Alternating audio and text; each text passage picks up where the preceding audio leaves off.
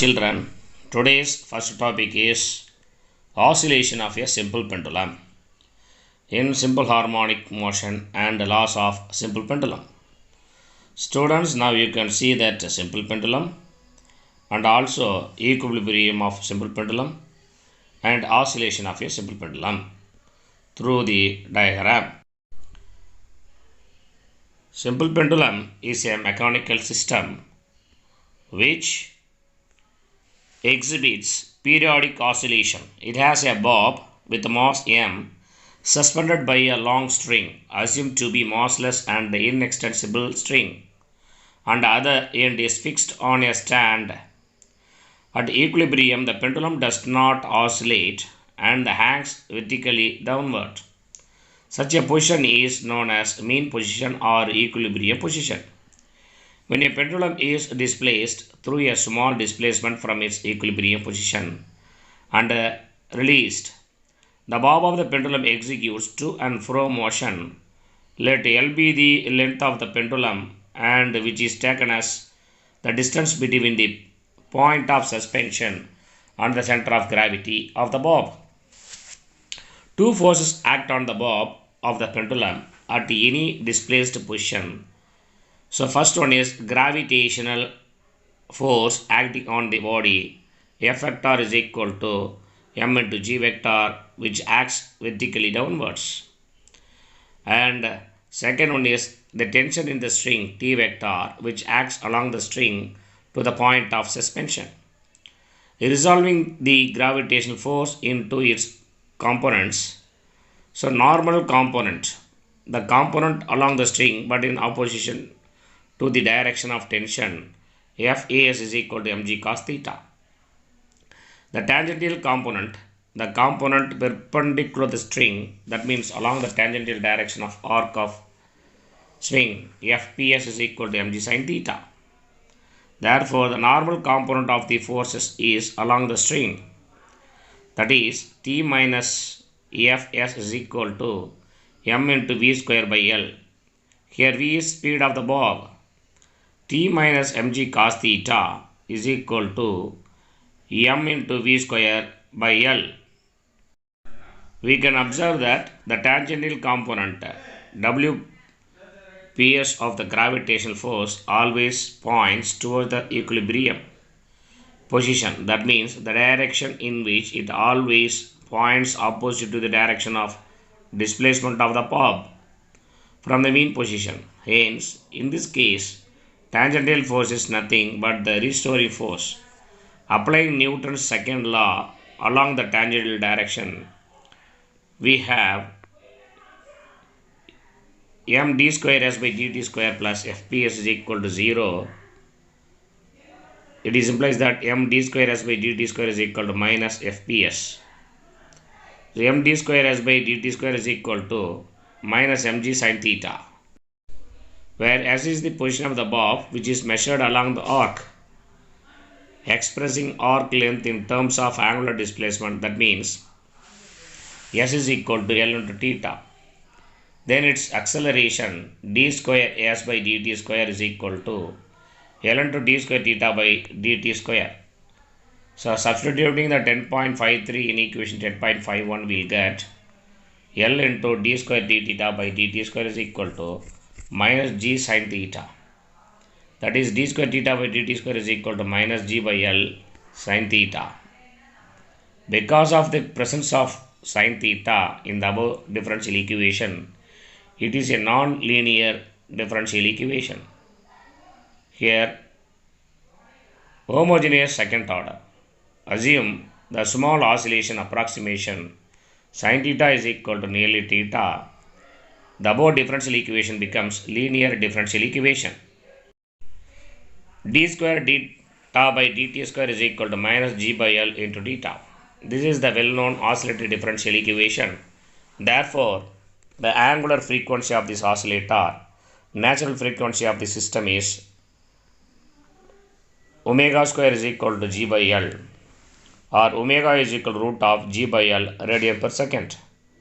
The frequency of oscillation is f is equal to 1 by 2 pi root of g by L hertz, and time period of oscillation is T is equal to 2 pi root of L by G second. The law of simple pendulum. The time period of simple pendulum depends on the following laws. Law of length. For a given value of acceleration due to gravity, the time period of a simple pendulum is directly proportional to the square root of length of the pendulum. That means T directly proportional to root of L. The law of acceleration. For a fixed length, the time period of a simple pendulum is inversely proportional to square root of acceleration due to gravity. That is T inversely proportional to root of G and independent of the following factors. Mass of the bob. The time period of oscillation is independent of mass of the simple pendulum. This is similar to free fall. Therefore, in a pendulum of fixed length, it does not matter whether an elephant swings or an ant swings. Both of them swings with the same time period. Amplitude of the oscillation. For a pendulum with a small angled approximation, angular displacement is very small. The time period is independent of the amplitude of the oscillation. Oscillation of a liquid in a U-tube. Students, there is a liquid which is placed in the U-tube. If we disturb the liquid in the tube, the liquid will oscillate. That oscillation of a liquid which is equal to simple harmonic motion. Simple harmonic motion. Let us see how it is happening.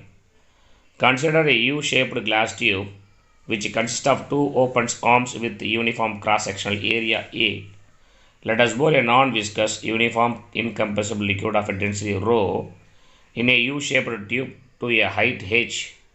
If the liquid and the tube are not disturbed, then the liquid surface will be in equilibrium position O.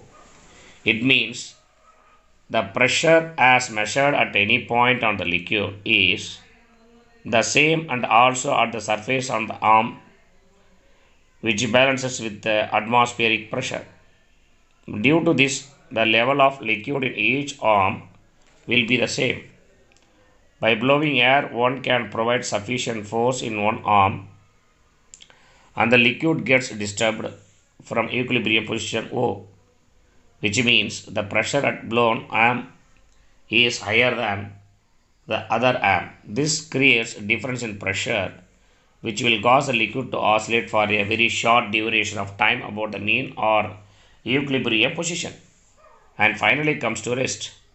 The time period of oscillation is T is equal to 2 pi root of L by 2G second, where L is the total length of the liquid column in U-tube.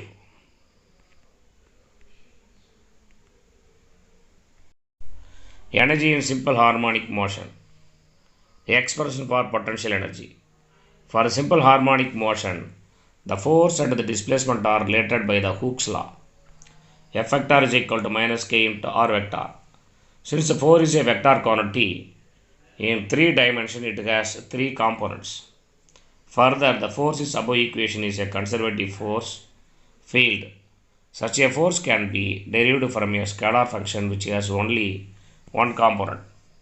In one-dimensional case, F is equal to minus kx. As we have discussed in the volume 4, that work done by a conservative force field is independent of the path. The potential energy U can be calculated from the following expression, that is F is equal to minus du by dx.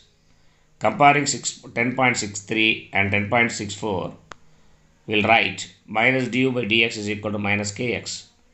Here du minus minus cancel, du is equal to kx into dx. This work done by the force F during a small displacement dx stores as potential energy. Ui of x is equal to 0 to x integration k x dash dx is equal to 1 by 2 k into x dash whole square. 0 to x 1 by 2 k x square. From the equations 10.22 we can substitute the value of force constant k is equal to m omega square in equation 10.65.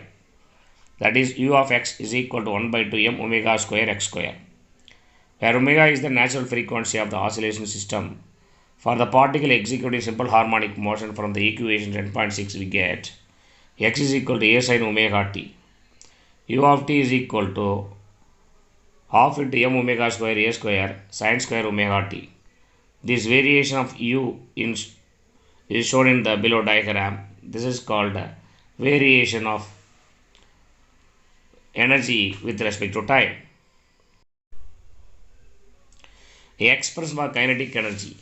Kinetic energy K is equal to half into mv square x is equal to half into m dx by dt the whole square. Since the particle is executing simple harmonic motion from the derivative 10.6, x is equal to a sin omega t. Therefore, velocity is vx is equal to dx by dt is equal to a omega cos omega t.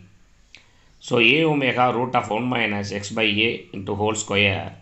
Vx is equal to omega into root of a square minus x square. Here k is equal to half into mv square x is equal to half into m omega square into a square minus x square. K is equal to half into m omega square a square cos square omega t. This variation with time is shown in the below. This is variation of energy with respect to time. Expression for total energy. Total energy is the sum of kinetic energy and potential energy. E is equal to Ku plus U. E is equal to half into m omega square a square minus x square plus half into m omega square x square. Hence, cancelling x square term, E is equal to half into m omega square a square is equal to constant. Alternatively, from the equation 10.67 and 10.72, we get total energy as E is equal to half into m omega square a square sin square omega t plus half into m omega square a square cos square omega t is equal to half into m omega square a square. We know well sin square omega t plus cos square omega t value is 1. From the trigonometry identity, sin square omega t plus cos square omega t is equal to 1. E is equal to half into m omega square a square is equal to constant, which gives the law of conservation of total energy. This is depicted in the diagram. You can see it clearly. Thus, the amplitude of the simple harmonic oscillator can be expressed in terms of total energy. A is equal to root of 2e by m omega square is equal to root of 2e by k. Types of oscillations.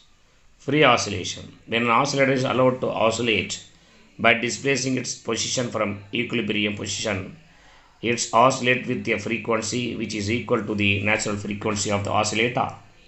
Such an oscillation of or variation is known as free oscillation or free vibration. In this case, the amplitude, frequency and the energy of vibrating object remains constant.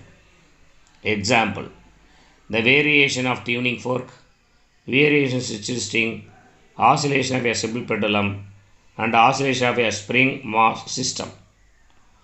Damped oscillation. During the oscillation of a simple pendulum, we assume that the amplitude of the oscillation is constant and also the total energy of the oscillator is constant. But in reality, in a medium, due to presence of friction and air drag, the amplitude of oscillations decreases as time progresses. It implies that the oscillation is not sustained and the energy of the simple harmonic motion decreases gradually, indicating the loss of energy. The energy loss is absorbed by the surrounding medium. This type of oscillatory motion is known as damped oscillation. In other words, if an oscillator moves in a resistive medium, its amplitude goes on decreasing and the energy of the oscillator is used to do work against this resistive medium. This motion of the oscillator is said to be damped, and in this case resistive force or damping force is proportional to the velocity of the oscillator.